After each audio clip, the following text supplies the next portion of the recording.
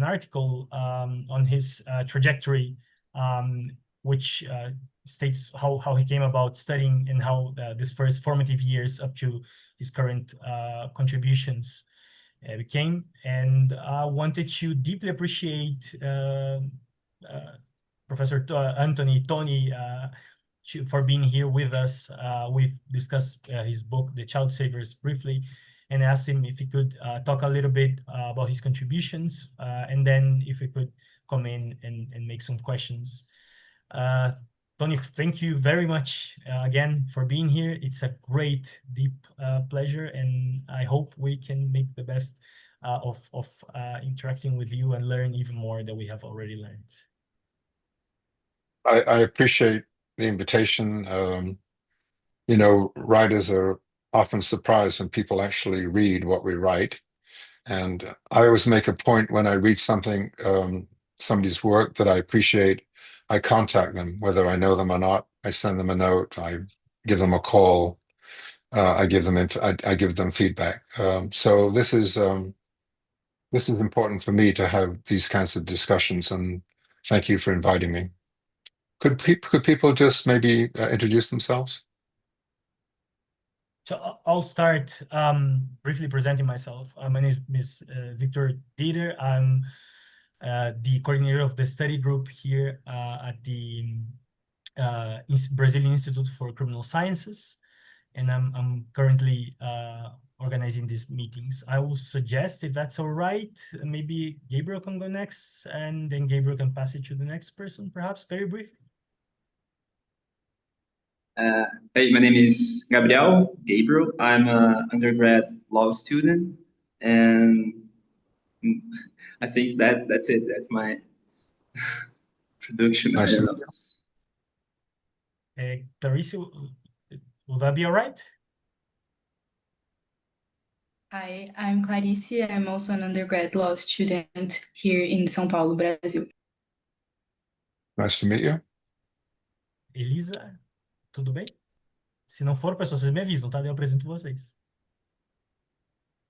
Yes, I can go. So my name is Isabella. I'm graduated in law from Federal University of Paraná. Nice to meet you. Fernando, você topa?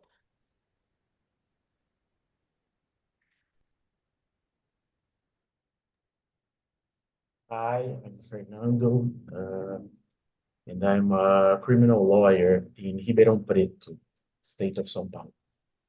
Good to meet you. Juliana? Hi, I'm so sorry. I can't open my camera right now. I'm really sorry. We have two. We have a Juliana and we have a Julia. Oh, sorry. So, it's okay. I'm just saying that both of you are speaking right now. Okay, I'll wait. Vai lá, Juliana. Perdão. Você quer que eu fale em português e te apresento brevemente? Então, diga o que eu falo. Ou pulo você, eu vou pular você, pode ser? Tá. Milene. Just to be skipped, if that's all right. Boa noite, gente. Hi, Tony. Very nice to meet you. I'm Milene. I'm a law student too from Universidade do Estado da Bahia, here in Salvador, Brazil. Good to meet you, Milene. Elisa, você toparia ir na sequência? Hi, my name is Elisa. Is a criminal lawyer based in Porto Alegre, Brazil. Nice to meet you. Good to meet you. Jorge, você toparia se apresentar aí para o Tony, que ele pediu? Ixi. Jorge, você toparia se apresentar aí para o Tony rapidinho? Hello, Tony. My name is Jorge. I'm officer, police officer in Brazil. Nice to meet you. Good to meet you. Aí não sei, como tem muita gente com câmera fechada, não sei quem mais está aí. Alexandre, talvez?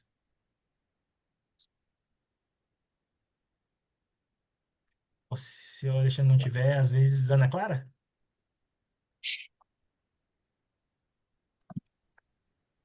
Buenas.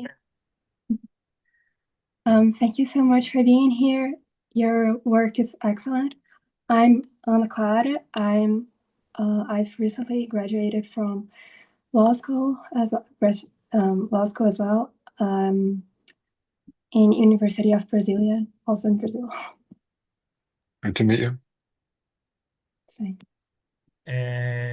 Alguém mais quer se apresentar? Antônio, talvez? Ou Manuela? I think people are joining in from work, Tony. So from now Okay. we got some meeting, but just a brief just catch up here. Basically from everywhere in Brazil we're having people. We're having from Brasilia, south of Brazil, north of Brazil, northeast, in São Paulo. We're covered regionally, and more people will be meeting in soon. If you ask, we can then continue the round. So very good to meet you all, and thank you for the invitation. I thought you're reading my work and thinking about my work, so I thought I should think about my work and see what I think about it and what I have to say as well. Since you're doing it, I should do it too. So I wanted to start off by making 5 points. They're big points, and I'll make them without lots of examples and evidence, but just to get a conversation going. And my apology for not speaking your language. I know you're used to people in the United States and England not speaking your language, but that's no excuse. And one day after I'm long gone, English will not be the lingua franca of the world. There will be other languages that will be required. So point number one, I want to start off by stating the obvious, that this is a moment of extraordinary political and social crisis. I probably don't have to tell you that, because you probably feel the crisis more often or more deeply in Brazil than most people do in the United States. And I understand that when you use the word crisis, and that this varies in the world depending on who you are, where you are, what your class position is, what racial category you're in, whether you're a man or a woman, whether you're gay and straight, and so on. So I don't think of personal crisis as being uniform all over the world at the same time.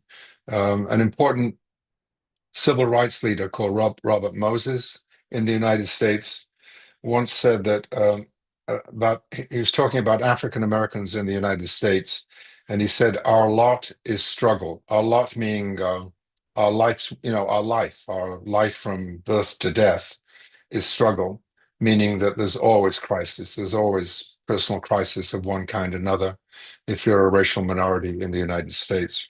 And here at my university, University of California, that some of you, Berkeley, that some of you may mistakenly think is a radical university or a critical university, but it's actually a profoundly conservative university, and has created a mythology about itself as being somehow a radical Berkeley University. But people from Brazil, when they come to study at Berkeley or to visit Berkeley, they're always surprised by the reality of the university.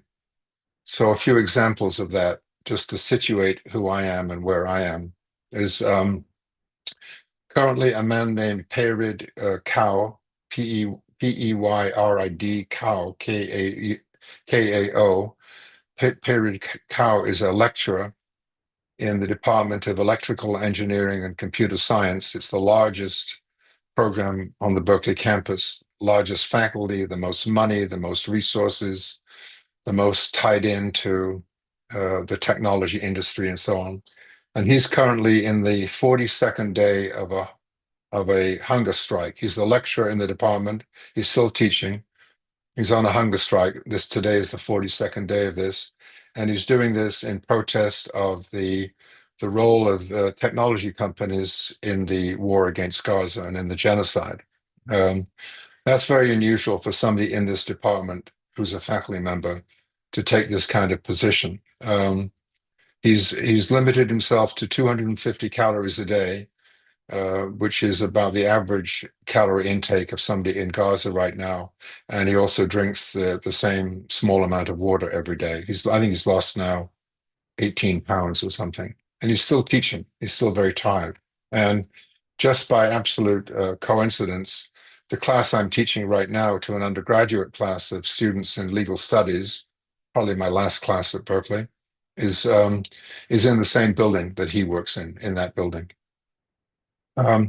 Also, recently, my university delivered 160 names of faculty, students, and staff to the federal government, to the Trump administration, names that they'd required of people who've been accused of practicing anti-Semitism on the Berkeley campus.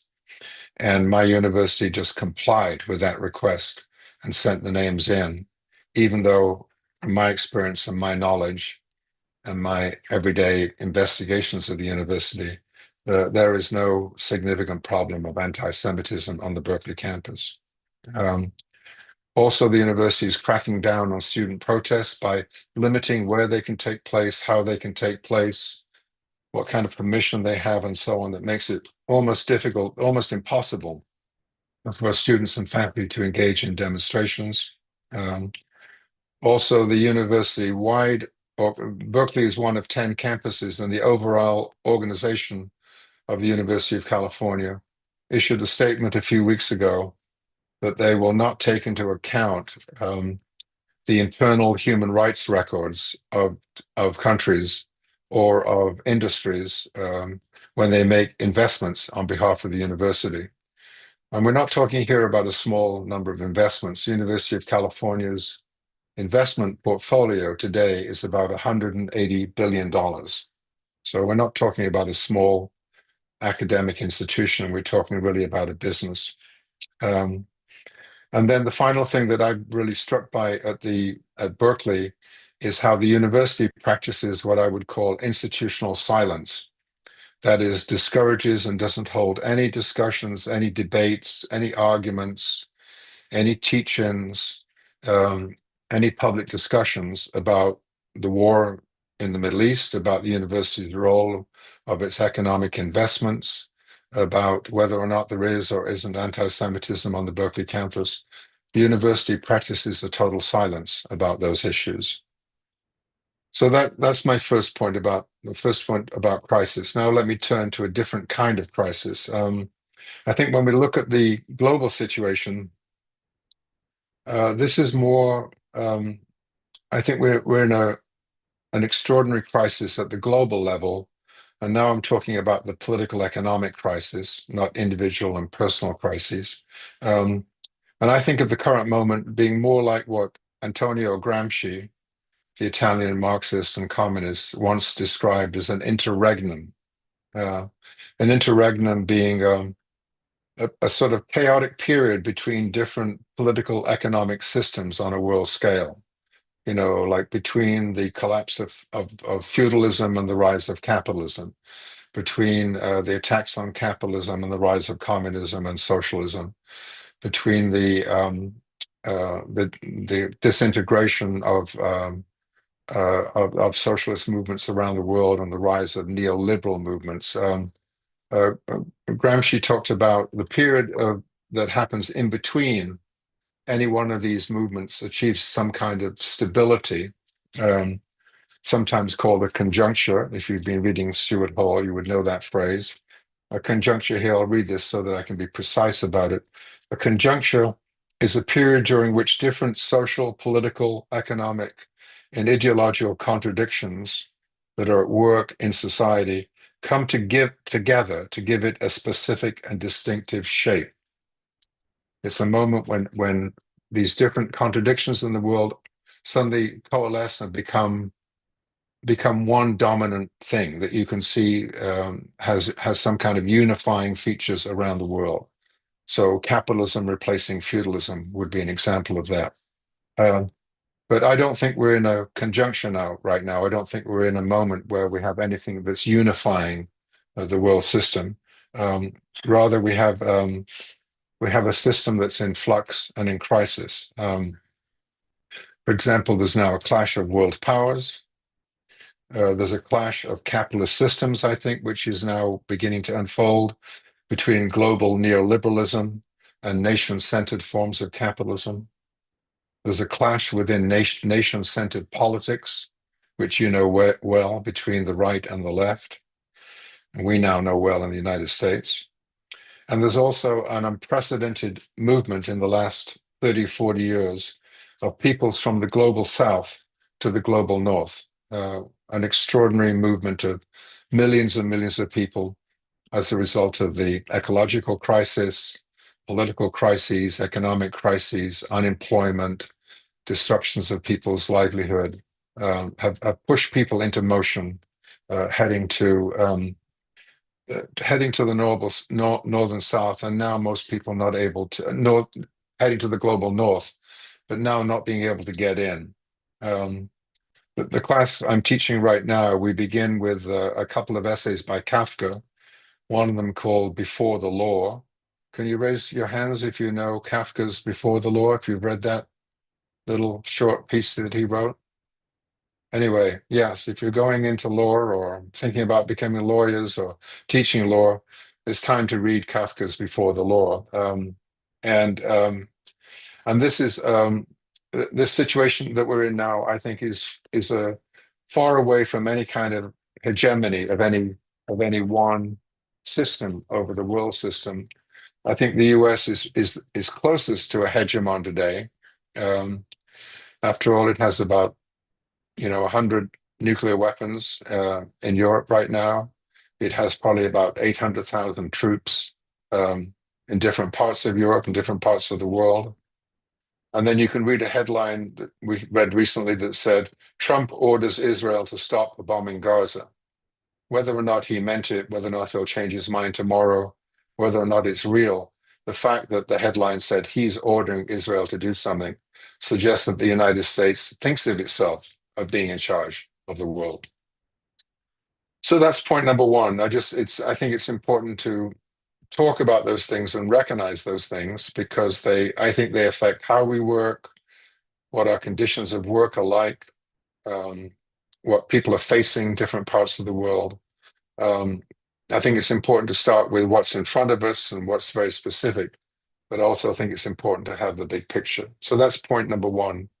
Point number two is thank you for reading that essay I wrote recently called Thinking and Rethinking.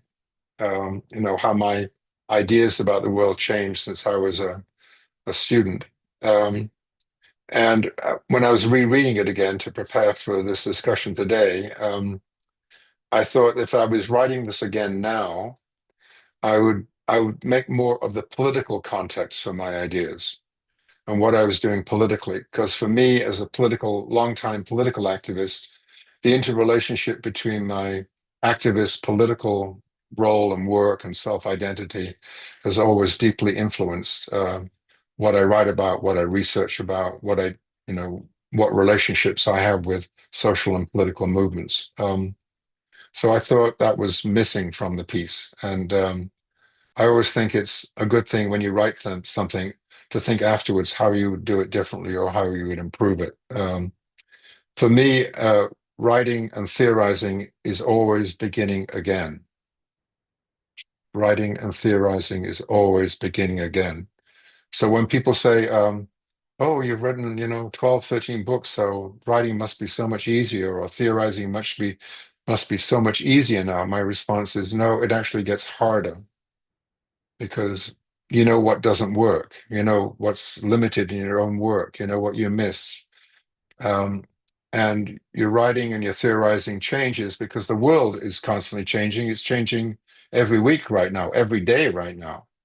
And you can't just use, I said this in the Child Savers 60 years ago and I can apply it now. You can't just do that because it doesn't work. It's a different world that we face. So in that sense, it's always a challenge, even for people that have a lot of experience doing writing and theoretical work. So that's point number two. Point number three, if you happen to look at my curriculum vitae, my CV, you'll see quite a variety of topics. All of them are pretty much grounded in history. Just about all my writings have a historical framework. And so I did a law degree in England, and then I came to the United States and did a criminology degree. But probably since those early years of academic socialization, I always feel like I'm trying to break out of that training and that discipline. And to do that for a number of reasons. It's very hard to break out of what you're taught in as an undergraduate, and certainly what you're taught in graduate school and doctoral programs, and then writing the child savers that sort of becomes a classic, and people want you to talk about the child savers, and when you don't think the child savers helps you understand the world today. It's for me, a historical perspective, I'm drawn to that for a variety of reasons. One, I'm drawn to it because it allows for interdisciplinary work. And I don't think you can make sense of the world. You notice today I started to try to talk about the global crisis, which is not usually the field of criminology. But if you're trying to address issues in the world today, it has to be interdisciplinary. If you fall back just on criminology, God help you. I find it not a very helpful discipline to try to make sense of the world. Also, here I'm drawing upon a term that Stuart Hall used, and I was close to Stuart Hall. I was very much influenced by him. When I went to go to England, we'd always have meetings with him and talk to him. And right now, I just wish he was around, that we could say, Stuart, what do you make of what's going on in the world? What are your thoughts about that? I thought of him as one of the most brilliantly creative people, but also somebody that was never satisfied with the work that he'd done. And in that sense, I learned that from him. And he used this phrase, he says, we're trying to make sense of the historical present. And not that you need to understand the past and how did we get to this particular moment. That's what he means by the historical present. It doesn't give you the answers, but it helps you shape the questions that you need to ask about it. And again, very important to me to try to start with a problem I'm trying to think about or work on, or the organization or the political group that I'm relating to and working with, that then determines the topics that I try to work on. So if you look at the different things I've written, they seem to be all over the place, but that's because the work that I do is generally driven not so much by my discipline, even though the discipline had some impact on my training, the way I think about the world, but I'm also always trying to break out of it, always trying to break out of that. I think most of the academic training we get, whether you're in Brazil or the United States or Europe, requires us to wear blinders. You might have to translate this. Sometimes on horses, they put blinders on them so they won't get distracted. You want to translate that, or? I think it translates itself. I think there's an image, a symbolic comparative here. I wouldn't say how to say it in Portuguese, but I do think that the image comes across. Okay, you can see those horses with those blinders on. So, and then the other side of this is that to take them off, to take the blinders off, to break out of the disciplinary rigidity is very liberating, I find. But it's also very difficult work. It's difficult work because you can't just hold on to your disciplinary training that you got in graduate school or as an undergraduate or in law school or in criminology programs. You're having to know quite a lot about other disciplines, and you also have to recognize what you don't know. Very hard for academics to recognize what they don't know. You get your PhD and you go into academia and you're encouraged to think, well, now you know all you need to know, and you should feel you've got this body of knowledge, you've got your PhD, go out there and be proud of it. You have a right to a certain amount of arrogance about what you know and how much you know, and your dissertation got translated into a book and so on. So plus, in elite universities too, there's such an emphasis on individualism that you don't work collaboratively with other intellectuals and students and groups and so on, which has been very much a part of my tradition. And so when you get that individualism and arrogance that puts together, I think it's a horrible mix. On the other hand, to recognize that and then to try to do the hard intellectual work we have to do, it's hard work. And it's not enough just to be rhetorically anti-capitalist or anti-racist and so on. To make sense of how capital works or class works or racism works or gender works or whatever, or how the state operates in times of crisis and so on. It's not an easy thing to do that. It requires a lot of intellectual labor. So that's my third point. Now I'll comment about the field of criminology, and I know a little bit about the field of criminology in general in Brazil, but I know more about it in the United States, England, Germany, France, Italy, and so on, because I've had lots of conversations, and I grew up in England, and I'm still in touch with a lot of people about that. So the field of criminology, I rejoined the Criminology Association. Some of you from Brazil come to the conference. Now I know a lot of people are not coming to the United States because of worries about your visas, which I understand.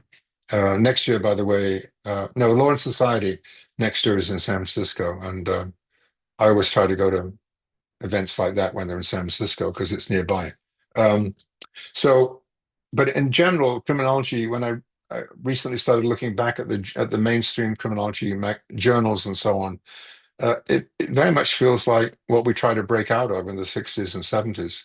It feels like 1950s positivism, and that these are articles being written by young doctoral students or postdoctoral students who've been trained at all the criminology programs around the United States and are doing this empirical, positivist-minded work.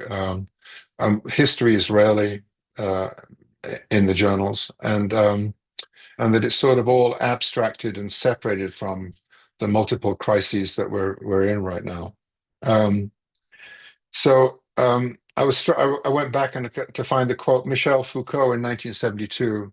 I know we're all supposed to quote Michel Foucault if you're in radical criminology, right? But I like, this is one of his quotes I really like. He says, this is 1972. He says, "Have you ever read any criminology textbooks? They make you gasp." People know the word gasp? You know that, oh my God, you know? And that reminds me that one of the readings I'm using in a class I'm teaching now with undergraduates is a short piece by Stan Cohen called The Last Seminar. Any of you know this piece? Do you know it, Vito? No?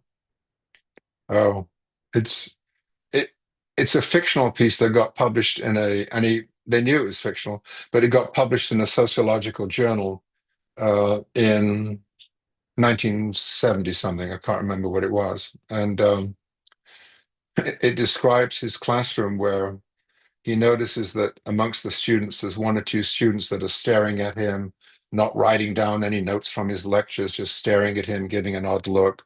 They're dressed very strangely and so on. And then another person comes in the room and also starts talking to themselves and in the classroom and in the seminar and so on. And then he starts talking to other professors who say, yeah, there's been some strange things happening in my seminars, in my classrooms. And then the dean calls him in for a meeting and says, you seem to be disturbed. What's your problem? What's going on? And he says, I don't know. There's some strange disturbances in the classroom. So that's the way it starts. It starts a bit like a horror story. And it ends up that all the people that are now flooding all these classrooms where they teach criminology and the sociology of deviance are all the people that the academics have written about. You know, so homeless people, people in jail, people in prison, people mentally ill, people that have all kinds of problems, people that are disturbed by war, you know, that have, and so on. And then now they begin to flood the university and flood the classrooms and so on. So the classrooms become like full of all the subjects that he and other people are writing about. I just think it's a very brilliant satire and so on. I would say that that University of California, Berkeley is the opposite of that so far, that University of California, Berkeley wants to keep out, you know, anything from the outside coming into the classroom. So, so while I have a lot of criticisms, and I'm sure you do too, of the field of criminology itself, I think the subject matter of criminology, the topics that we're supposed to be thinking about are extraordinarily important. And if you think about some of the most important intellectual work that's been done about crime and justice in the last, 50 or 80 years, a lot of that work has been done outside of criminology, but about the topics that we study. So I don't know if you still study Ruscha and Kirkheimer's important book, Punishment and Social Structure from the 1930s, that had a major influence on our study groups in the late 1960s and 1970s. Foucault coming out of philosophy, Mike Davis in the United States coming out of urban sociology, Ruthie Gilmore, whose work I think is critically important right now, coming out of geography. All these important big topic books, and there's a few more than the ones I mentioned, but those are ones that come to mind. Stan Cohen comes out of sociology, not criminology. His book, States of Denial, I know it's not on your list for reading, but I think given the current state of the world, States of Denial of all his books would be the one that I would read again. And then this little essay he wrote called The Last Seminar. I would read both of those things. So I think the subject matter of criminology is so important. If you think about it economically, for example, think about how, I know you've been studying and talking about this, think about the role of the prison in terms of the early development of capitalism on a world scale, the critically important role that prison labor played in the development of capitalism. So in California, for example, which developed, its capitalist system didn't really begin to develop until the middle of the 19th century, but in California, prison labor was very active in helping to build the different parts of San Francisco, in building the roads that would go up into the lumber fields and to bring back the lumber that California basically savaged the land, particularly in the north. They built the roads that would transport the lumber. The prisoners, San Quentin, part of the most famous prison in California, in the 1860s and 1870s, had the largest factory system of any factory system in California. It had three time periods. It had a daytime, it had an evening shift, and it had a night shift. 24 hours they were making bags that were made from jute that was imported from India to make bags that the wheat farmers could then put the wheat into, and it could be shipped and so on. So if you look at the historically of the subject matter of prisons, that it's so important in terms of understanding the rise and development of capitalism. The labor historians in England that have written about the shift from feudalism to capitalism write a great deal about the importance of prison labor and destroying common forms of labor and common forms of work. So in that sense, it's important. And it's very important today economically in a different way of basically keeping people out of the labor market, not bringing people into the labor market and making them important.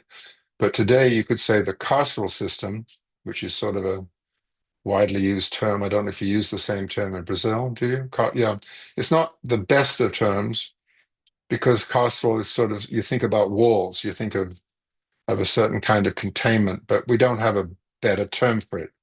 So carceral is what it is. But if you think about the carceral system today, that rather than being a place that disciplines people to be a part of the labor market, disciplines people to stay out of the labor market and punishes them rather than letting them into the labor market.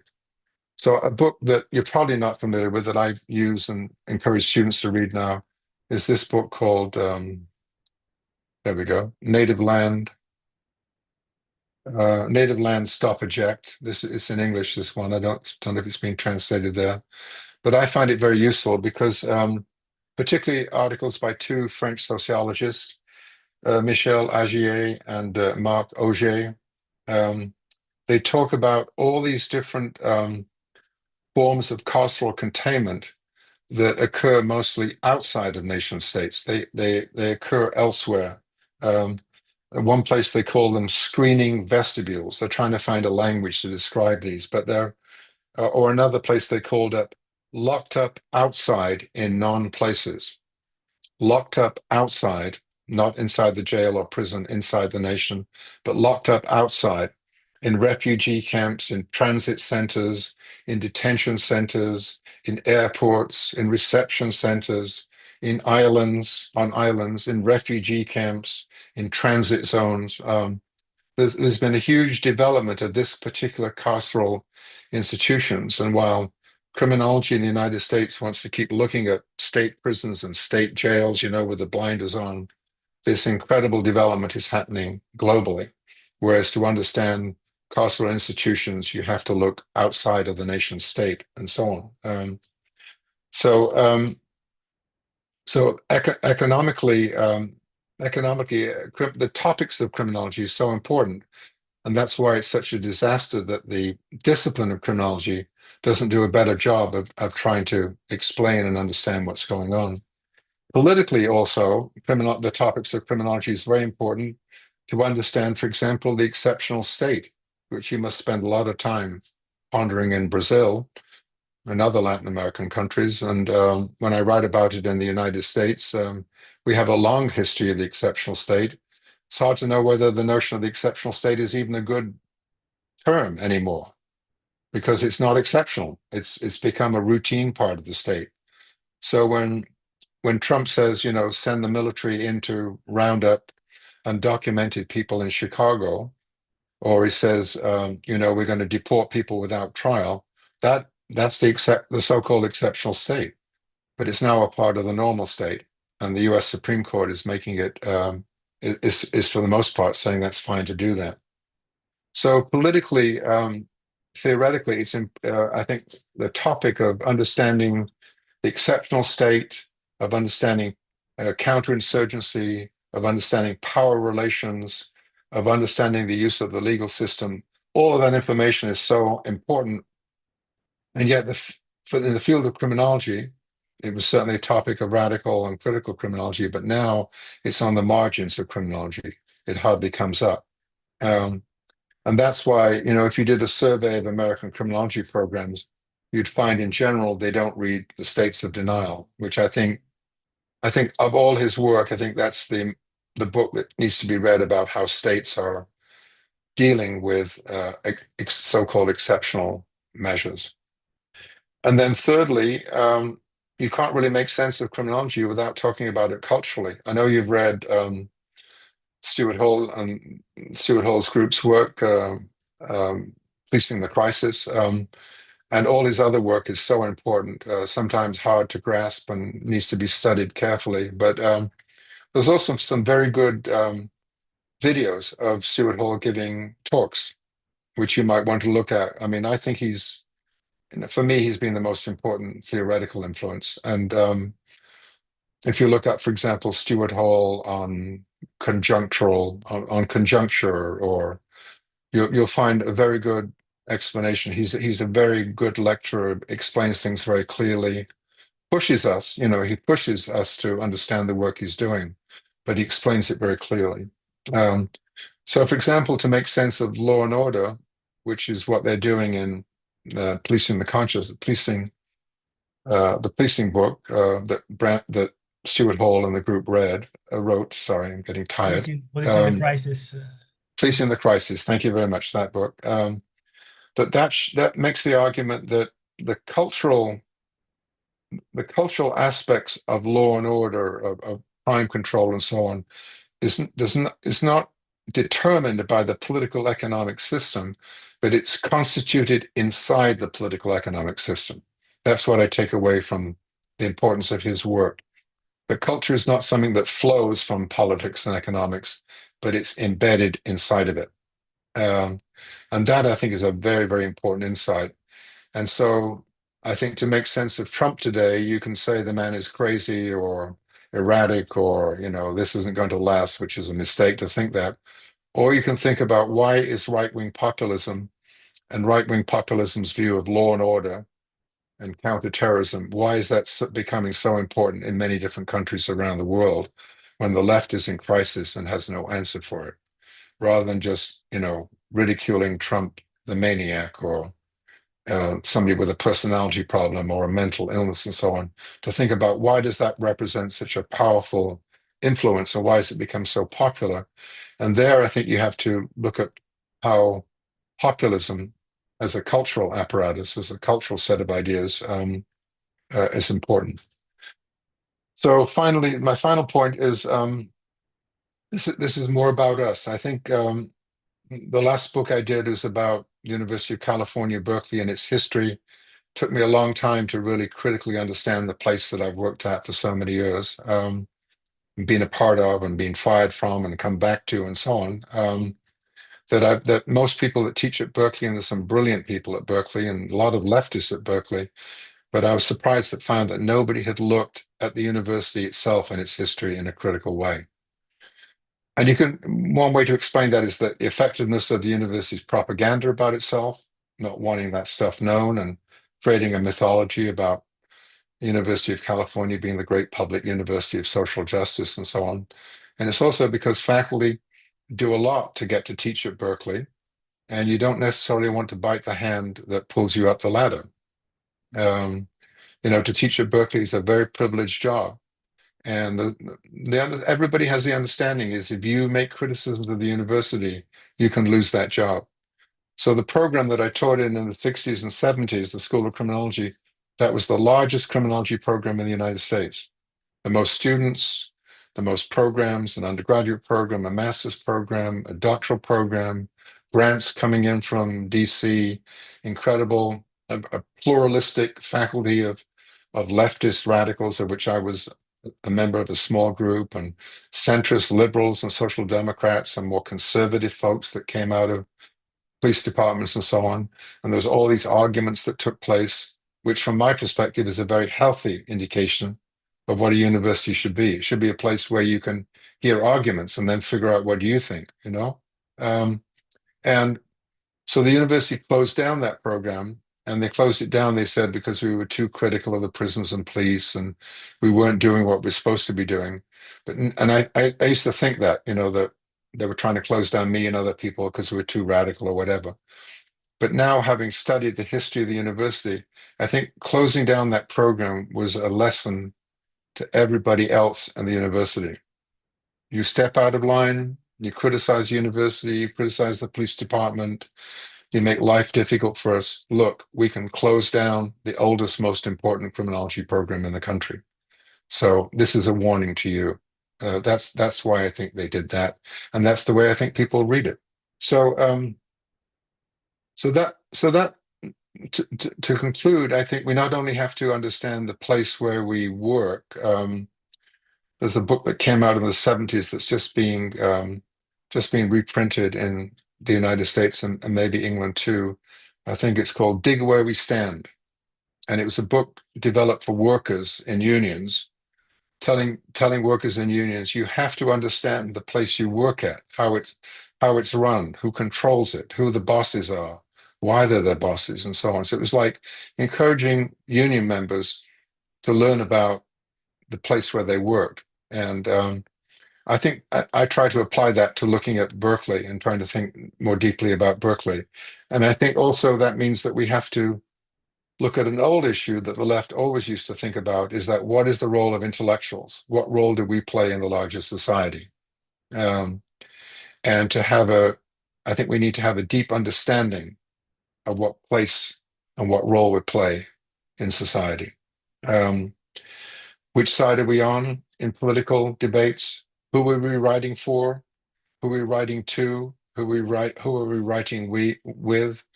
American criminology likes to think of itself as being value-free. This is a good time to go back and read what Gramsci wrote about traditional intellectuals. Traditional intellectuals, he said, are people who do all kinds of ideological work, but think of themselves as being neutral. In fact, they're not neutral. And if you teach in criminology, it's impossible to be neutral. If you teach in law, it's impossible to be neutral, and so on. But many people that work in criminology and work in legal research think of themselves sort of standing outside of class and politics and ideology. So that's So that's, something I tell myself and other people that work in universities. If you're an activist or want to be an activist, that you have to have a clear understanding of what role you play in the university, and then what are you willing to do? What risks are you willing to take or not take as part of that job? It's important, I think, to know that. And what concerns me right now in the United States is the very deep divide between progressive intellectuals and community activists. I was very fortunate to come of age in a time when to be an intellectual, to be an academic, and to be an activist went together. You could be an activist in community movements. You could also be an activist on the campus, creating ethnic studies and women's studies and diversifying ideas, diversifying who the faculty is.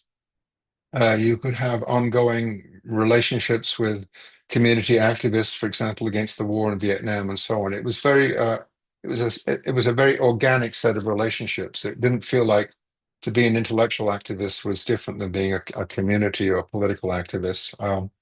Today, there's a huge divide between progressive intellectuals in American universities. Many excellent leftists and Marxists and progressive academics who don't have any organic relationships with community activism. And when you have an organic relationship with activist organizations, it gets you to think differently about the work you do and why you do it. That's a deep split that intellectuals in the United States, for the most part, including especially left intellectuals, don't have that organic relationships. And on the other hand, community activists are deprived often of having the work of intellectuals be a part of the work that they do, and totally distrust intellectuals on the campus. Massive distrust. A lot for good reason, I would add, that intellectuals are people that just say stuff, but they don't do anything. And I was reminded of a sign that took place at a demonstration in New York at Columbia University about a year or two ago around the struggles going on in Gaza and Israel and Palestine. And one of the signs said, "You want us to read Edward Said, but you don't want us to do anything about it."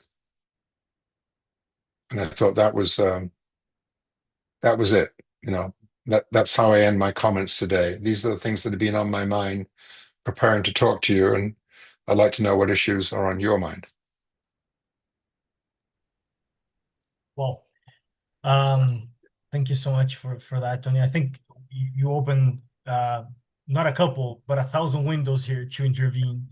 And I already see Gabriel, who's I think he has some questions. I think from that, if I'll leave the floor open for them to intervene, and whenever I can come in and complement, I'll be, if that's possible, I'll be doing that as well. So could I ask you though, or do you mind if I ask you what, if anything in that list of things struck you as being of interest to you and what you're thinking about? Yeah, I mean, absolutely. I would say from that list in particular, what it elicits me, it's twofold. So one is this work that you're bringing, which is the main concern of how do we place ourselves in the world in regards to what's happening, what I should do, thinking about it, and that, I think it speaks through everything you said there, right? So talking about Berkeley, talking about the relationship with social movements. I think that's a common concern that I have, and I don't, and by far not presenting myself as an intellectual or nothing like that, but definitely there's a concern of what should we do with university and with thinking, how to place ourselves right there. I think it elicits. Do you want to summarize that point in Portuguese? Sure. Just me to translate it briefly. What I think. Yes. In Portuguese. Because people might get more of the feel for the point, for your point. Sure. Good. Ok, então pouco traduzindo o que ele pediu para mim, que é traduzir o que eu acho que da palestra dele ecoaria bastante, para mim, pelo menos, não sei para vocês. É difícil falar pelos outros. Mas eu aqui sinto que a principal questão que repercute para mim é como se colocar no mundo como intelectual. E não me querer colocar muito como intelectual, né? Mas como parte da discussão, de estar nas universidades fazendo o debate, é um pouco o que a gente faz com isso e para quê. e um pouco o histórico dele, ele apontando os movimentos sociais, a tradição de Berkeley, a questão de como que ele fez essa conexão, né, entre o Atlântico, como que ele pensa a questão da criminologia, da prisão. Eu acho que é isso que mais me licitou questões e dúvidas, assim, sobre, para ele, né, para perguntar e obter mais disso tudo. Porque eu mesmo sempre quando tô pensando em montar algo ou fazer algo, sempre nessa dúvida de como avançar, né, o que é central para discutir para que a gente possa avançar. E as coisas não são tão instrumentais, tão diretas, penso eu. Né? As coisas sempre têm um lapso entre elas, né? Não porque você aprende algo com o movimento social, isso se traduz direto em teoria, né? Existe um espaço ali que é complexo. Você tem que conhecer coisas mais camadas, né? Para entrar. E às vezes você pode se perder nas camadas e aí perder o impacto, e às vezes o contrário. Você pode ir direto para o impacto e nem para as camadas. So, and that was, I presented the first fold aspect of it. And the Thank you. second, in the second one, of course, I think it's deeply connected to the first one, and which is how to bring about the consequences of our thinking, not only to intellectual field, but to the practical field. And now I would like to hear from you, but I would like to actually also allow students to interact with you. I think this is a great privilege, but this is something that I want to hear from you also, which is how do we make that gap? I mean, you are someone who can teach us so much about crisis because you were at the cusp of actual change in the 1960s to 70s. That was a window for a huge dramatic change, and you're at the front of it, fighting and changing things, and such a dramatic change in the 70s and 80s that brought that project to its heels, right? And Right. after that, there was we currently live in perhaps you call it an interregnum, right? And I don't know if it's an interregnum or not, in Gramsci speaking, right? Because what we definitely see, it's I would say the second largest crisis since the 80s and 70s in the contemporary globe. Being here, of course, the example of the United States is easy with Trump, which is not a crazy guy. He may be crazy for many of us, but actually it's a plan to dismantle a lot of actually protections which used to be commonplace. And having lived this and fought to it and thought about it, I think you are in the privileged standpoint to actually, teach us a bit of how to actually look at what Walter Benjamin used to say, right? You're the angel of destruction, looking at the debris. And of course, Walter Benjamin develops this without answering specifically what to do about looking at the debris, right? And I think there's this gap of community and action that is not always clear, and it's not always there. Sometimes, in the example you gave, well, the labor movement, for instance, is fragmented, completely destructed, especially in the United States. Nonetheless, without them, you can't act. So how do intellectuals can bring about changes with a disrupted sense of civil society and of social movement? And I'm sorry for the long interregnum here of myself, but those are the things that your talk were eliciting quite substantially. And I think you're in a privileged position of all to if you don't mind, I'd really like to hear from a number of people, and I'll listen and take notes, and then maybe come back after we've heard from people, just so we can have a conversation, discussion, and I'd like to hear what's on your minds. Gabriel. Okay, first of all, thank you, Tony. It was a pleasure to hear you. So my question is, and I want you to be very honest on this. Do you really think that there is still a role for new criminological thinking within the critical field, within the radical field? And to be more specific about that point, do you think that there's still a role for new theoretical critical thinking in criminological field, new explanations, new conjectures to to try to explain our current issues, our current crisis, and if that's so, and you think there is space for new explanations, for new theoretical criminology in critical thinking, do you think that there's any advice or any tip that you can give to these new criminologists that any mistake that you fall into, and your advice for that these new criminologists don't follow at the same mistake, at the same problems that you and all your colleagues at that time fall into? And I think that's it. Thank you.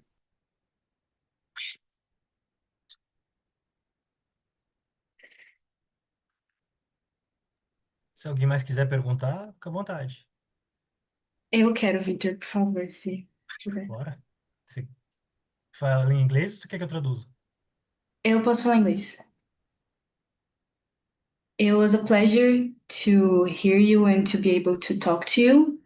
And a part of your essay that I kept thinking about after reading it was right at the end, when you talk about how the right is very effective in promoting, I think the word you use is a dystopy, to propel its criminal policies, and how we need a similarly potent progressive vision in order to be able to make real progressive change. But at the same time, I am very much bothered by the apparent, I think I can say, disconnect between social movements and intellectuals in criminology here in Brazil. I mean, they're at least from where I can see it, there is some connection, but it's sparse, and it also doesn't really have much hold, you know. It doesn't really have the power to elicit and propel right policy and criminal policy the way that right-wing thinkers and right-wing policymakers do. So I think that my question is, do you think that there is a way to combine social movements and intellectuals in the direction of making the policy making possible?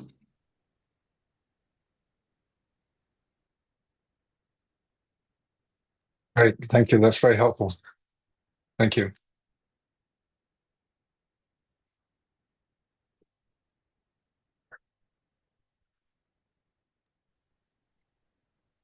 Alguém mais, gente? Quiser somar também?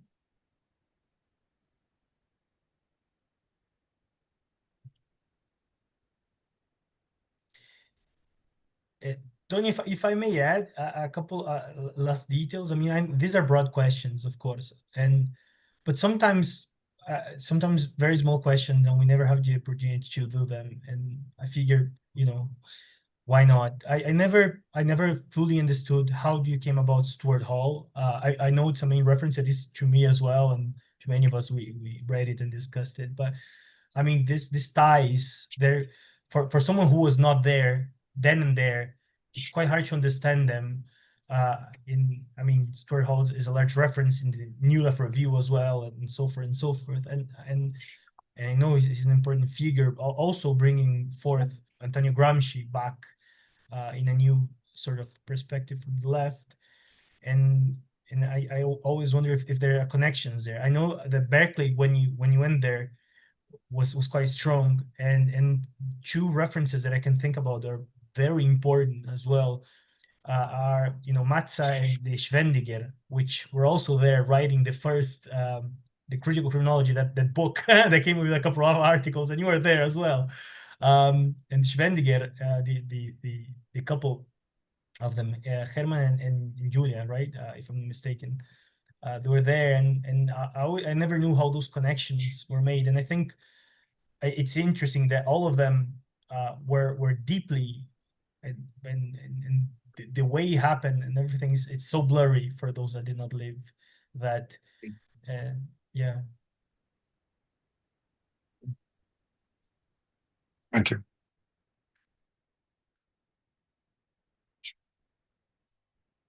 Think about after this is over and you say to yourself, I wish I'd made this point or comment, and now you have this opportunity to do it. And if you prefer to speak in Portuguese and Vitor will translate, that's totally understandable. It's not an easy conversation in English, so.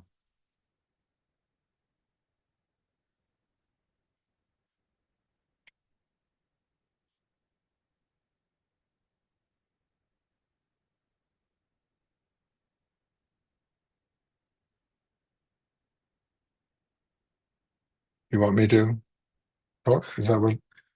Usually a 20-second silence usually is so upsetting to people that somebody speaks. So, my experience.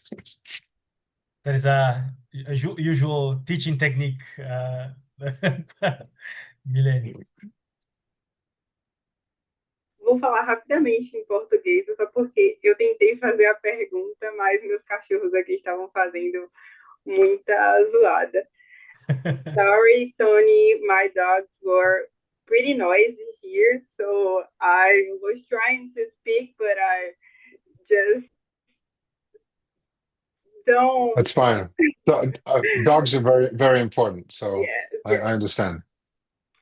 So my speaking is not so good, but I'm better at listening. So I write it down, my question for you, and I will try to say it right now. Okay. So, do you think that current scientific and psychological approaches to crime represent a new form of moral control, similar to how the child savers created delinquency through moral and social reform? If I don't say it right, I can put in here in the chat. I don't know if I'm clear. No. My speaking is not so good. I understood. What I understood you to ask is, do I think that scientific and psychological approaches are new forms of control? Yes. Is that the question? Okay. Exactly.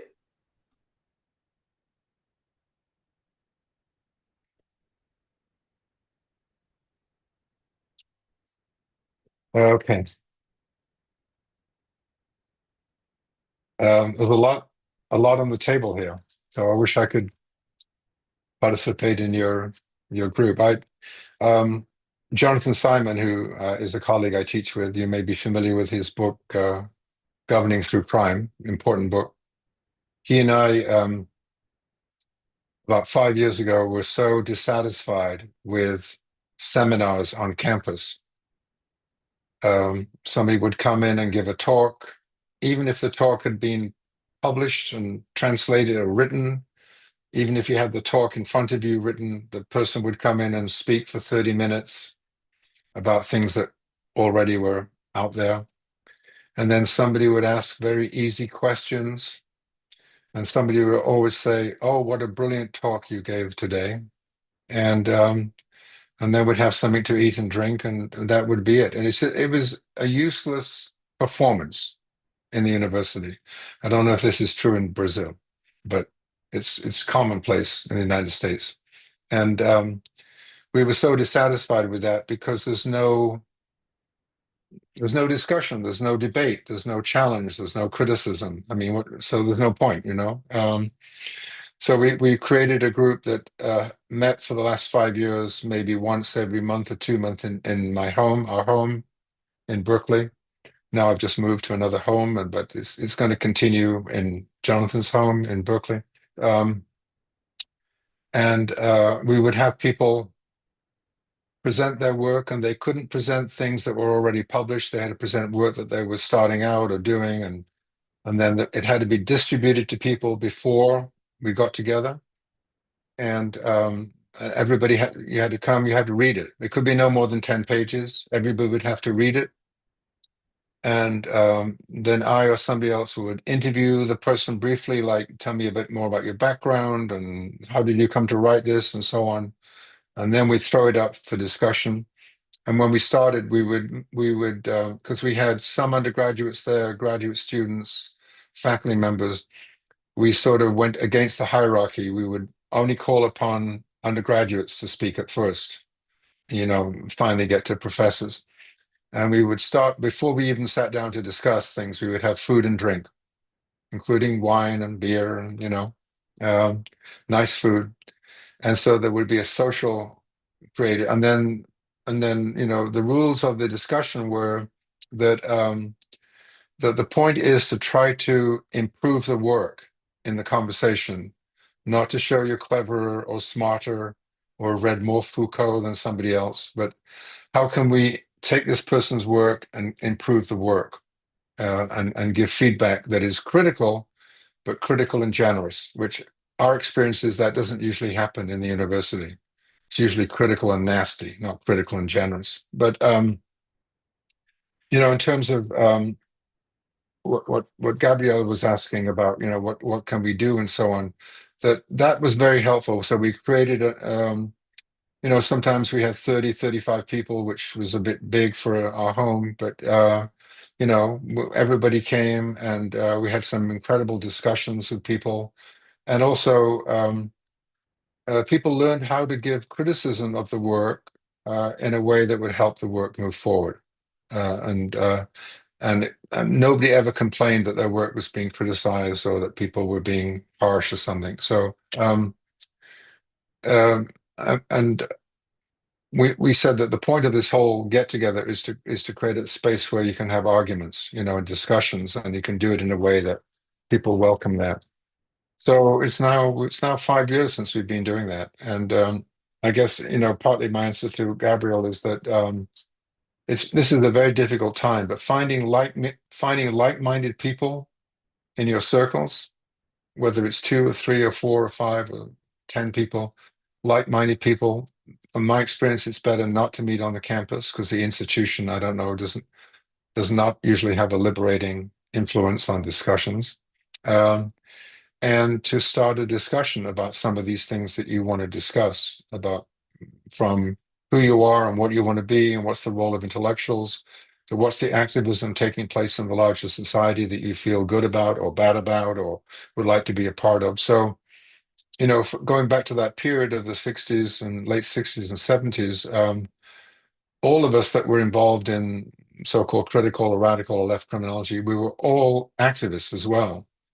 There was nobody in the group that I worked with that didn't have a political project in the community, and the community and the activists on campus, we just worked together, whether it was about trying to stop the war in Vietnam or trying to stop police violence, or trying to make a case for why the United States should be charged with war crimes in Indochina. All of those were active political projects and so on. But and then when the program closed down, we created a small center. When we lost our jobs and so on, we created a small center, and we created a book for activists around policing, a pamphlet called The Iron Fist and the Velvet Glove, that we did the research, we did the writing, we discussed it, we designed it, we had it printed, we sold it. We did every aspect of this, and it sold thousands and thousands of copies. And it went to communities of people trying to understand the battles that they were in against police brutality and police violence, and why it was so difficult to get the police to change. This was like a handbook for action and so on. But I do think that if you're in the university and then you're an intellectual and you want to be a teacher or you want to do research or you want to be a grad student or a doctoral student or teach in a university, then our primary responsibility should be doing serious intellectual work. And that was one of the takeaways from Stuart Hall. He was a left activist too, but he was always saying that the left is too rhetorical, or you need to know what you're up against. And to know what you're up against takes a lot of serious intellectual work. And he was one of the reasons why, when I went to England, I'd go, my wife, who was a historian, Cecilia O'Leary, and I would go and meet with Stuart and get to know him. But he always stressed the importance of historical work. And he was one of the first people to say, people don't take Thatcher seriously enough. Remember Thatcherism, the way that people today, try to ridicule or make fun of Trump, what I now call Trumpism. And he said, you underestimate how Thatcher and the new right in England is reaching a lot of people and organizing and mobilizing people in the ways that the left has not been able to do. And he was very critical of the left for underestimating what the Thatcher regime talked about. So I would say that in this moment where there's trying to figure out what is going on, it's not. I was lucky to come of age where, you left the classroom, you left your office, you went outside, and there were all these movements happening. And so, did you want to support the Soviet Union, or did you want to support Maoism in China? Or did you think that like the New Deal and social democracy was the way to go? Or did you think that small countries like Nicaragua and Cuba offered a hope for the future, had a new model of socialism and so on? It was very hard to deny that. And also, so when the student with that sign that said, you want us to read Said, but you don't want us to do anything, it was the opposite then. Everybody felt like you had to do things. So we're in a different historical moment, and I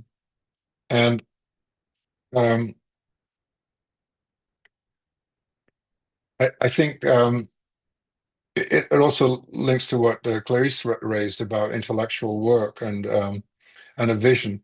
So you can't just sit at a drawing board and create a vision. I mean, we had all these utopian visions. We had socialism, we had communism, we had the struggle against colonization in Africa, Asia, and Latin America so that countries could become independent of the European powers. We had social democratic movements inside different nations. We had a youth movement. We had a women's movement, etc.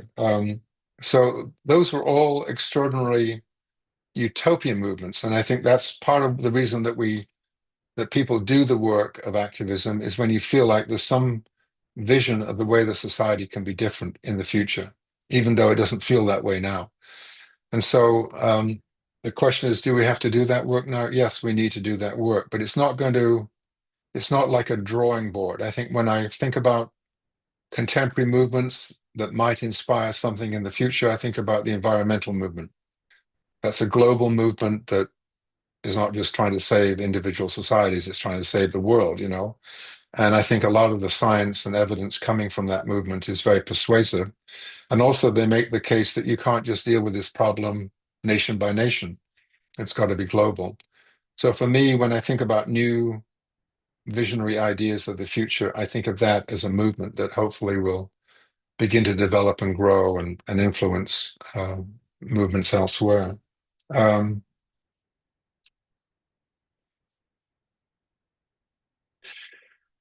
To go back to Stuart Hall, about why I got so interested in Stuart Hall.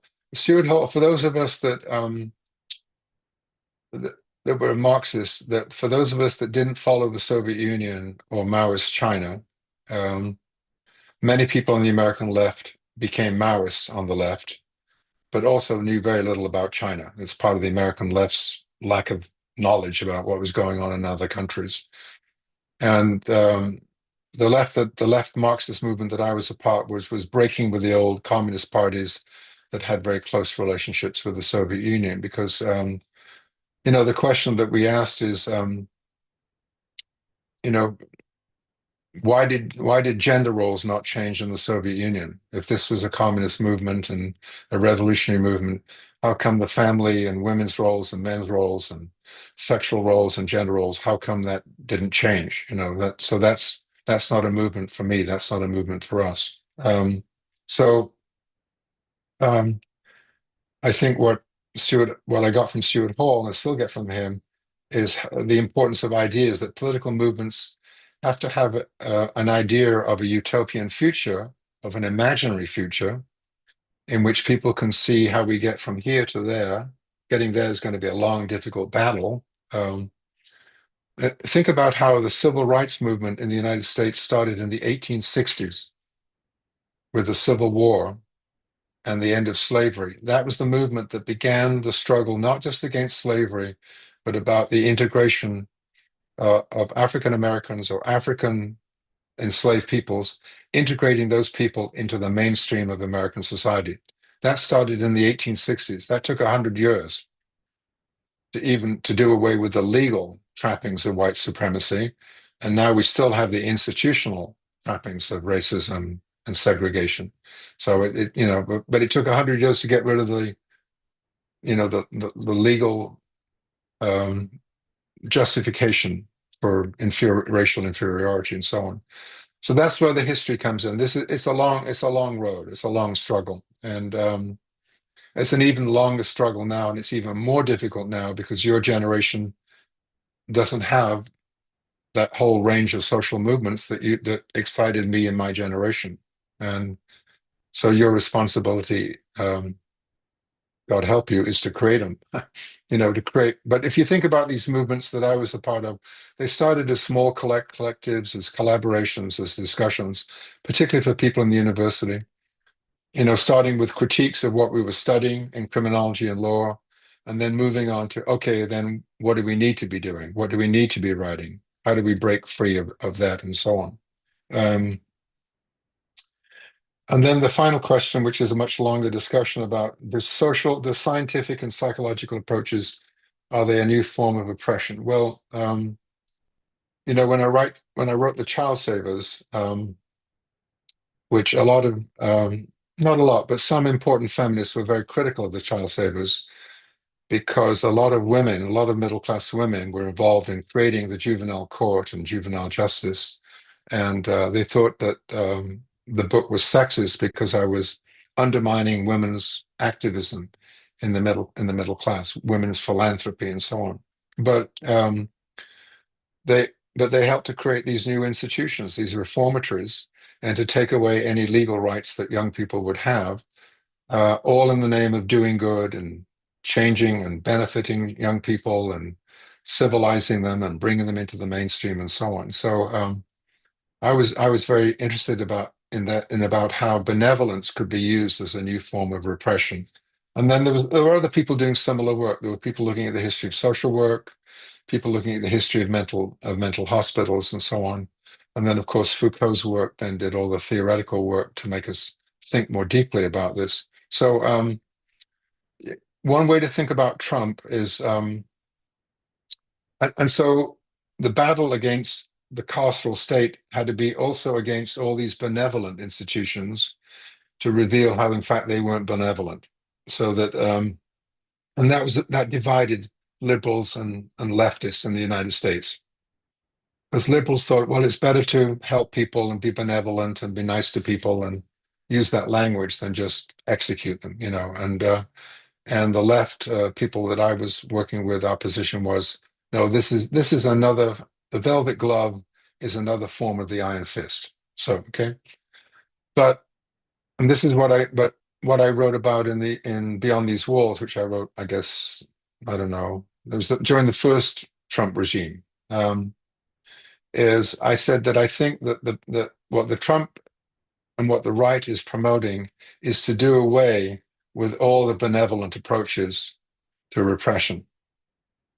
And so now you see, round them up, send them back to Mexico, even if they didn't come from Mexico, get them out of the country, lock them up in different places, don't allow those lawyers to help them and so on. We're not here to help them. We're here to draw the line between us and them. So And this is happening in other right-wing populist nation states too. It's sort of the end of the benevolence of repression. And for some people, this is confusing because some people that wanted to have rehabilitation in the prisons, which I don't think ever was a serious program in prisons, but people who fight for rehabilitation in prisons that we exposed as being not really rehabilitation, but different kinds of mind control and manipulation and so on.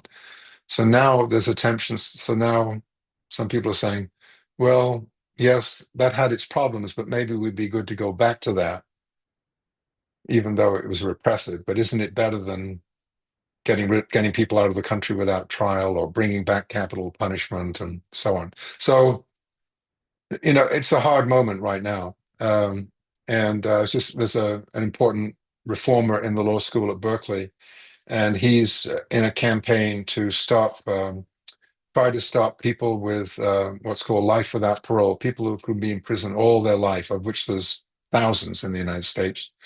He's involved in a campaign to try to give them the benefit of parole, and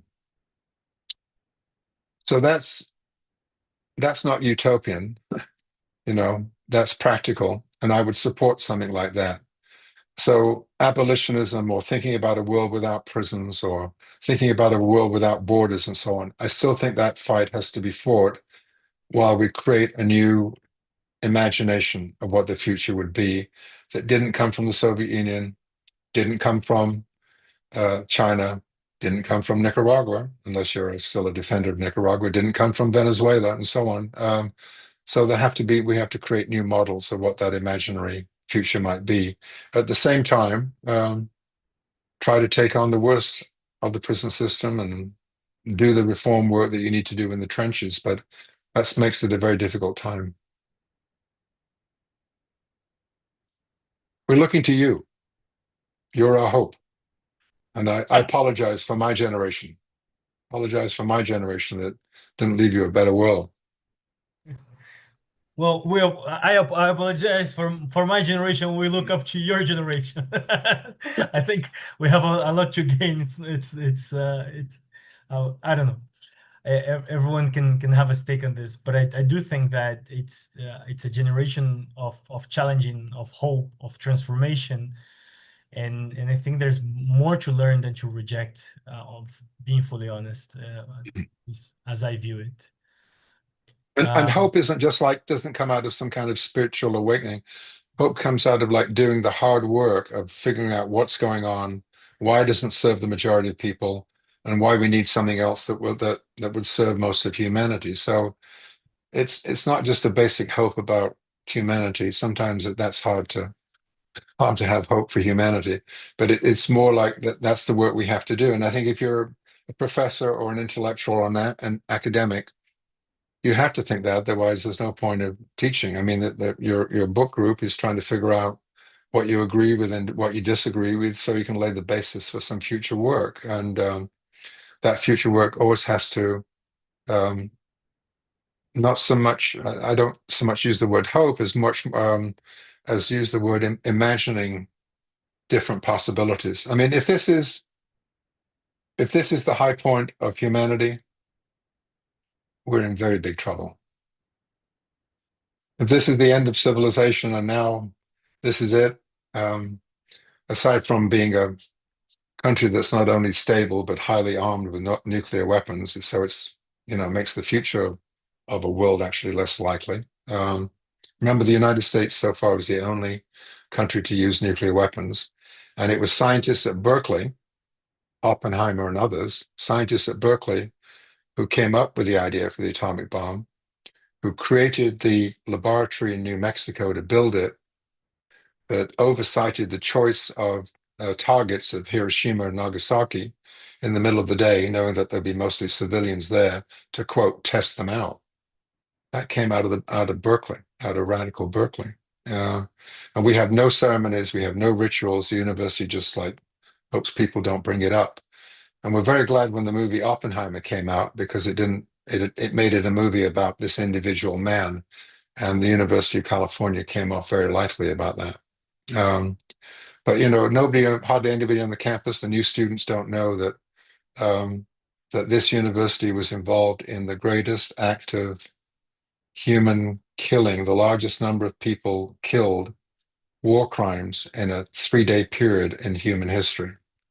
Probably maybe as many as 200,000, not to mention all the people that had lifetime illnesses and died from it.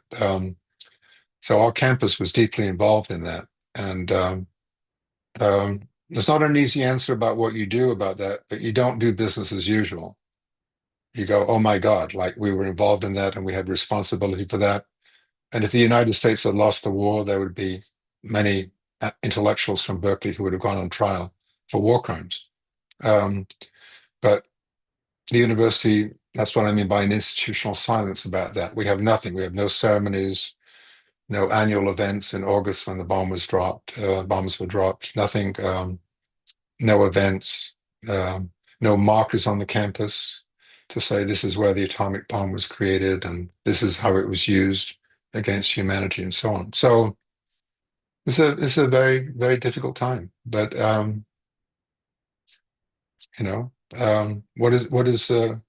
what famous Beckett quote, try again, fail better. You know that one? Yeah? Do you know that phrase? Yeah. Try again, fail better. So let's all try to fail better in the future, okay? I know that's not the last message you want from me, right? But sort of speaks to the moment. Kafka and Beckett, two important intellectual literary sources to speak to the world we live in. Could people briefly just say one or two lines or something that haven't spoken that want to say something? Or I know this is very difficult in another language, but if there's somebody who wants to say something before we're ending soon, are we, or not? Are we going on? It's 9 o'clock here, so we should be closing by now. I think we can extend a couple minutes or two, but not that much. And I think it's a good idea. Gabriel raised his hand, and I think maybe if other people want to chime in to one or two sentences, maybe I think it's a good opportunity for that. Gabriel. And can you share with people my personal email, the amplatt27 amplatt27@gmail, in case anybody wants to be in touch with me just more personally? Yeah.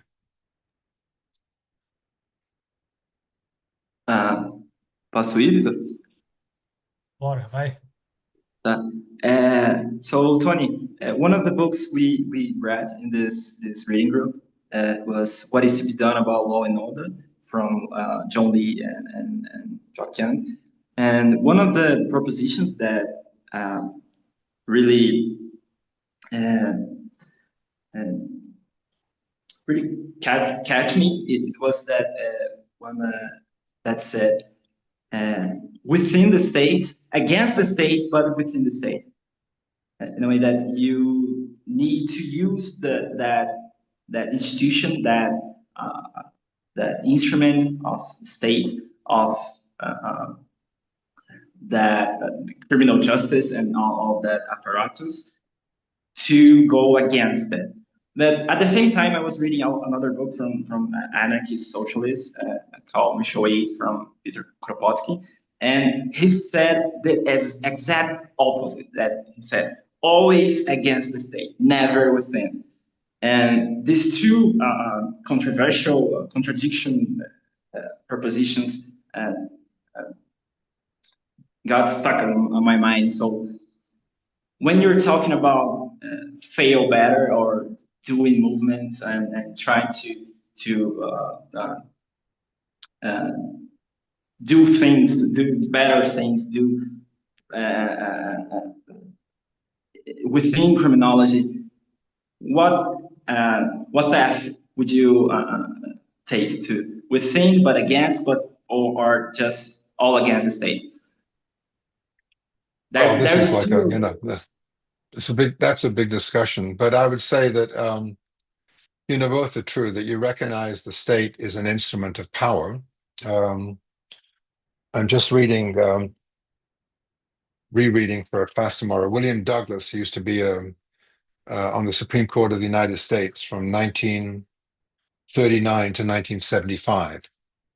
and he wrote this very radical book. He wrote this book in 1970, 71, when he was on the Supreme Court. It's quite extraordinary that a member of the Supreme Court wrote this. But you know, in the book, he talks about how he says our colleges and universities reflect primarily the interest of the establishment and the status quo.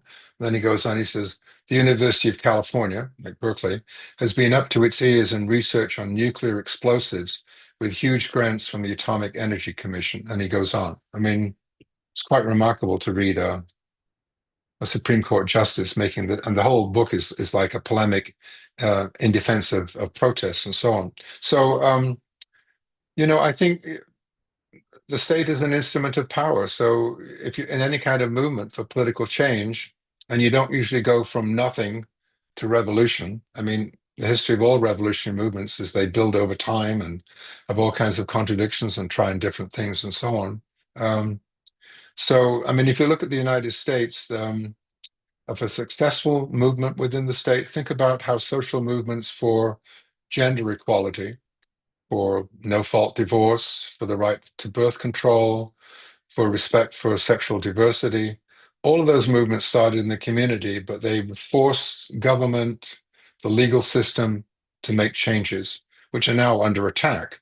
I think of history as a zigzag. Not just because you win something doesn't mean it's going to stay there. But that was a movement that was extraordinarily successful in changing, for many people, family life, sexual life, relationships between women and men, gay and straight, and so on. And that was a movement that took on the legal institutions of the state to make those changes, as well as outside. So an outside-inside strategy. Well, think about ending the war in Vietnam for the United States. There'd been an anti-war movement in the United States since the late 19th century, when the US started its first imperialist war in the Philippines. And Vietnam was the first anti-war movement that successfully got the state, got the government to stop the war in Vietnam. Not just in the United States, but around the world. And obviously the Vietnamese themselves in incredible, you know, battles and guerrilla warfare against the US. But so those would be two examples where you don't just get co-opted, but you actually get the state to shift and change. So it depends what area that you're working in, you know.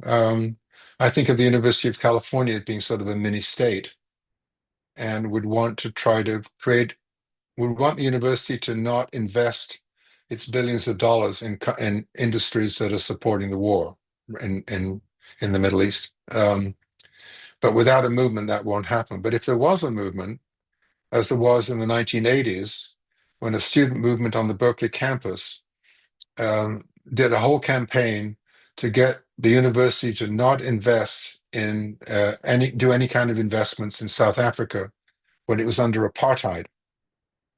I mean, that started with like no chance of being successful. That movement, the university government said, no way, you're not going to force us to change how we do our investments and how we use money and what our policies are. And, you know, forget it. People did encampments, got arrested, got disciplined, and so on. And that movement grew and got incredible support outside, including state actors and government politicians and people and community. And the university finally agreed to stop investing in South Africa and under apartheid. And after the revolution took place in South Africa, and Nelson Mandela came on his tour of the United States, he came specifically to the Bay Area, or the San Francisco, Berkeley Bay Area, because he wanted to thank that movement for playing a part in ending apartheid in South Africa. So yeah, it's dangerous. It's not easy. It can more often fail. You can't go in with illusions, but you can't ignore it, I don't think.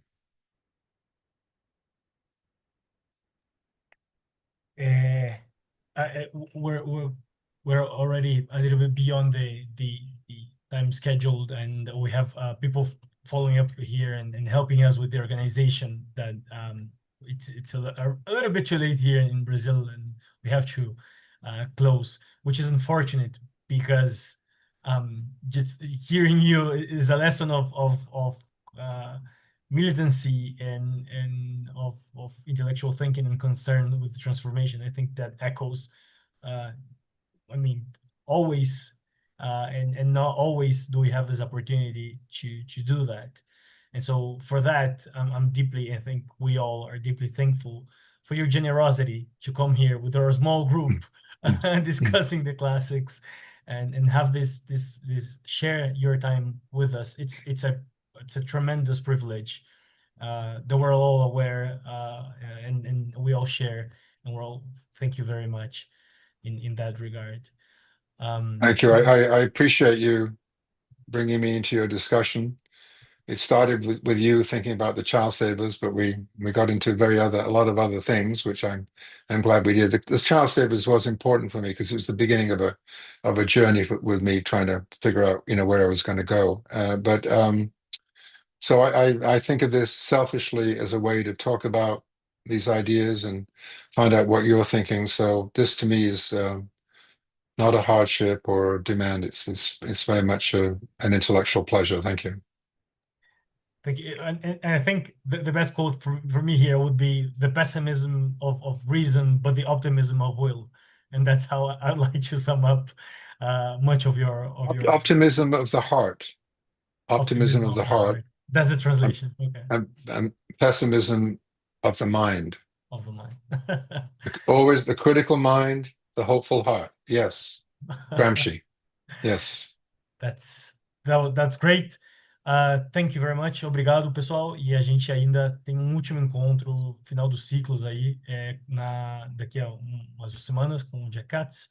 So thank you very much, Tony. It's been a great pleasure, and we're close here, and I'll share your contact with our students. Good. Thank you very much, and good luck with your work and what you're trying to do.